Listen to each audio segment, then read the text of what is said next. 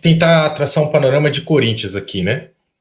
O grupo, o Augusto, ele teve o grande feito de derrubar a renovação e transparência,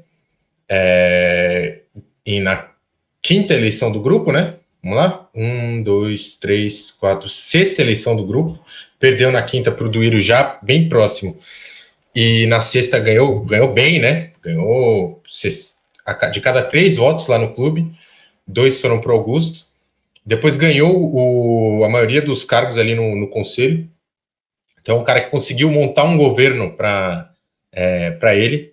Mas ele não tem a base que o Andrés fez no Corinthians, por exemplo, como tiveram durante muito tempo do Alíbio, como teve, enfim, para quem conhece o clube, do Alíbio, o Vadielu, como o centrão do Corinthians tem, né, que é Paulo Garcia e afins. Então ele é um cara que, ele surgiu como uma figura meio, só ele, né, ele não teve um grupo político muito bem definido, tanto que o Cittadini, que estava com ele na outra eleição, nessa eleição abertamente votou a favor do André Negão. Então é um grupo ainda muito pouco coeso, né? Então uma base pouco coesa. E acontecer essas coisas, né? De um diretor sair, reformulação e tal, já era o que eu esperava. Agora, esse embate, Augusto e Rubão, ele é um pouquinho mais, chama um pouquinho mais atenção, porque o Rubão é disparado a figura do clube mais influente que ficou a favor do Augusto. Com certeza, das pessoas ali que vivenciam o clube, que vivenciam o Corinthians, ele é o cara mais influente e todo mundo tem plena certeza que ele ajudou muito na articulação do grupo, né? Do grupo político. Não existe governabilidade em qualquer segmento, né? Seja no síndico do seu prédio até a presidência da República, se você não tenha uma governabilidade, né? Um grupo que vá trabalhar a seu favor, ainda mais num regime presidencialista. Então, sem o Rubão, é clara a noção de que o Augusto não teria vencido. Depois temos aí, quanto tempo de eleição? 5 meses de eleição? Final de novembro ali, né? 4 meses e meio, 5 meses. Isso já demonstra, assim, uma certa rusga aí, né? Entre os dois. E como o próprio Vessa diz, não tem foi por causa disso que o Augusto ficou chateado com o Rubão, ou que o Rubão não está se dando tão bem com o Augusto. É uma conjunção de fatores. Eu acho que a ideia de que o Rubão aparece muito como diretor de futebol, mas aí a gente já está tentando entender a cabeça de duas pessoas, né? Já fica mais complicado. Historicamente, o diretor de futebol é o cara que concorre para presidente na eleição seguinte, né? Aconteceu várias vezes, né? Aconteceu com o Mário, com o Andrés, com o Roberto, com o Mário.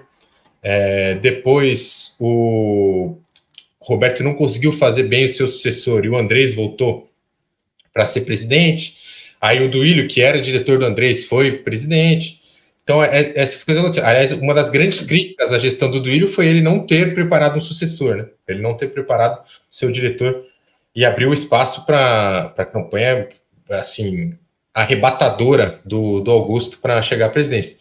Então, esse cargo, ele historicamente é muito visado. Eu falei só da renovação e transparência, mas isso é histórico, né? Desde a década de 60, né? O Vicente Mateus foi diretor de futebol do Alfredo de Inácio Trindade, enfim, e o Trindade do Vadielu, que é um negócio muito histórico, né?